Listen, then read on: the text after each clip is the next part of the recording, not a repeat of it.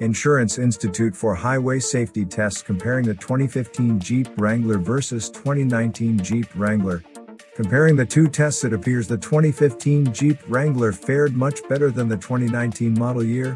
As a reminder, IIHS downgraded the Wrangler's rating to marginal because the tipping over could present additional injury risk beyond what the standard criteria are intended to measure, according to the Institute's press release. A vehicle tipping onto its side is not an acceptable outcome, IIHS added. The Wrangler did protect the driver's space and the dummy, controlling its movements throughout the crash.